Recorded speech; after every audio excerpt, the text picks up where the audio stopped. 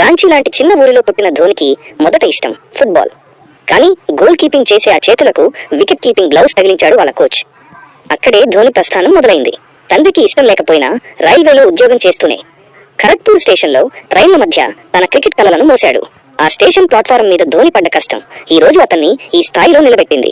Entry మరియు విధ్వంసం. The rise.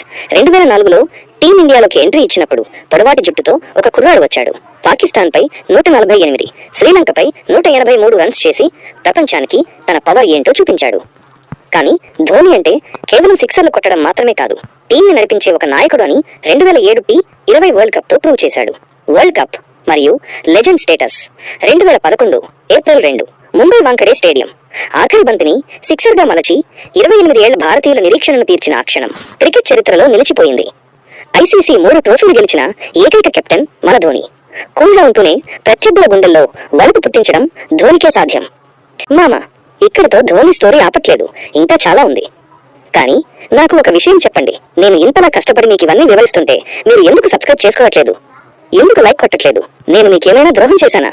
Video చూస్తున్నారు కానీ ఆ ఒక్క లైక్ బటన్ నొక్కడానికి ఏమైంది? మీకు నా కంటెంట్ నచ్చకపోతే అసలు ఎందుకు చూస్తున్నారు? చూస్తున్నారంటే నచ్చినట్టే కదా. అలాంటప్పుడు లైక్ చేయకుండా సబ్స్క్రైబ్ చేయకుండా వెళ్ళడం ఏం న్యాయం మామా? ఇదిగో ఇక్కడే అసలైన విషయం. ఈ వీడియో కింద ఒక్కటంటే ఒక్క పాజిటివ్ కామెంట్ వచ్చినా నేను వీడియోని కంటిన్యూ చేస్తా. ఒకవేళ ఒక్క కామెంట్ కూడా రాకపోతే మీకు నా కష్టానికి ఇచ్చే విలువ ఇదే అనుకుని నేను వీడియోలో ఆపేస్తా. మీకు వీడియోస్ కంటిన్యూ కావాలంటే ఇప్పుడే ఈ వీడియోని లైక్ చేయండి, సబ్స్క్రైబ్ చేయండి, కింద కామెంట్ చేయండి. చూద్దాం ఎంతమందికి మనసు ఉందో, ఎంతమందికి ధోని అంటే ప్రాణమో. జై హింద్.